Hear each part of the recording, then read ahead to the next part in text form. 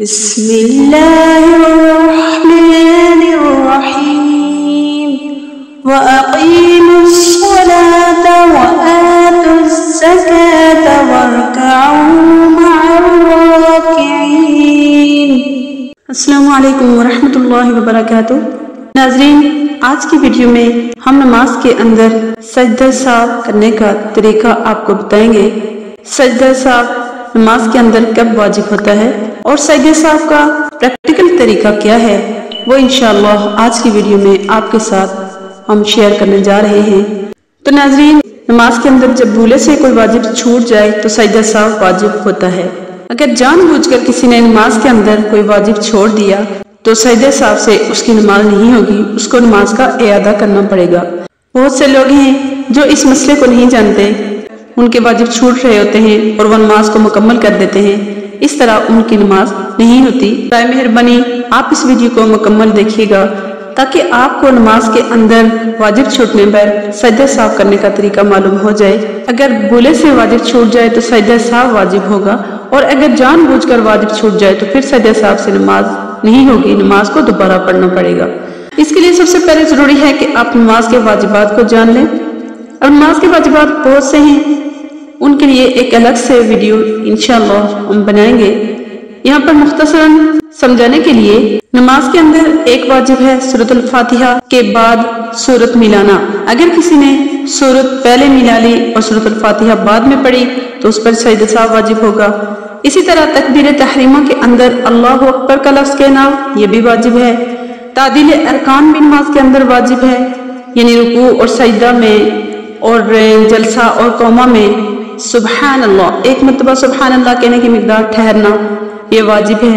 اب بہت سے لوگ ہیں جو بہت جلدی میں نماز پڑھتے ہیں اور رکوع میں بہت کم ٹھہرتے ہیں، ایک دم سے کھڑے ہو جاتے ہیں، ابھی کھڑے نہیں ہوئے تو سجدے میں چلے گئے، اب ایک سجدے سے اٹھے دوسرے سجدے کے لیے، درمیان میں بیٹھے ہی نہیں تو دوسرا سجدہ کر لیا۔ یہ تعدیل ارکان چھوڑنا ہے، اس سے آپ کے اوپر سجدہ سہو واجب ہوگا، ورنہ آپ کی نماز نہیں ہوگی۔ اسی طرح دوسری رکعت میں قعدہ اولیٰ میں بیٹھنا، اتحیات میں بیٹھنا یہ بھی واجب ہے۔ اگر کوئی دوسری رکعت سے کھڑا ہو گیا، یعنی 4 رکعت نماز پڑھ رہا ہے یا وتر پڑھ رہا ہے، 4 کا سنت مؤکدہ یا فرض پڑھ رہا ہے، کہ اس میں دوسری رکعت میں قعدہ اولیٰ میں بیٹھا نہیں بلکہ دوبارہ سے کھڑے ہو جائیں تو ایسی صورت میں سجدہ سہو واجب ہوگا۔ اب سجدہ سہو کا طریقہ کیا ہے؟ جب آپ نماز پڑھ رہے ہوں اور نماز کے اندر کوئی واجب چھوٹ جائے تو آپ اپنی نماز کو جاری رکھیں اور آخری رکعت میں تشہد پڑھنے کے بعد، اتحیات مکمل پڑھ لینے کے بعد، اشہد ان لا الہ الا اللہ وحدہ لا شریک لہ واشہد ان محمدا عبدہ ورسولہ کہنے کے بعد دائیں طرف سلام پھیریں، السلام علیکم ورحمۃ اللہ، پھر سجدے میں چلے جائیں اور سجدے کی تسبیح سبحان ربی الاعلیٰ 3 مرتبہ پڑھیں، پھر سجدہ سے سر اٹھائیں اور سیدھے بیٹھ جائیں اور پھر دوسرا سجدہ کریں، اس میں بھی سجدہ کی تسبیح سبحان ربی الاعلیٰ 3 مرتبہ پڑھیں، پھر اٹھ کر بیٹھیں اور پھر اتحیات سے دوبارہ سے شروع کریں، اتحیات مکمل، درود شریف اور دعا پڑھ کر سلام پھیر لیں۔ اگر کسی نے اتحیات پڑھنے کے بعد سجدہ سہو نہیں کیا تو درود شریف پڑھنے کے بعد بھی سجدہ سہو ہو سکتا ہے۔ اسی طریقے کے ساتھ دائیں طرف سلام پھیر کر ایک سجدہ میں جائیں اور سبحان ربی الاعلیٰ سجدہ کی تسبیح 3 مرتبہ پڑھیں، پھر اٹھ کے بیٹھ جائیں اور جائیں تو سبحان ربی الاعلیٰ سجدہ کی تسبیح 3 مرتبہ پڑھیں اور پھر اٹھ کے بیٹھ جائیں اور پھر اتحیات اور درود اور دعا پڑھ کر سلام پھیر لیں۔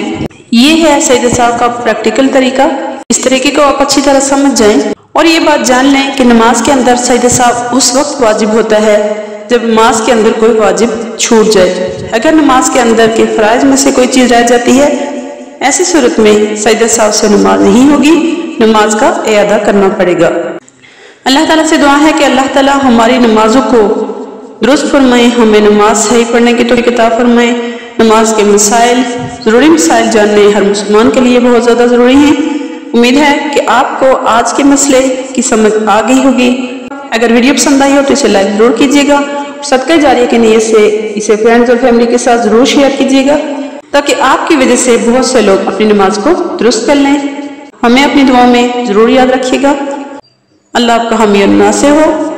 السلام علیکم ورحمۃ اللہ وبرکاتہ۔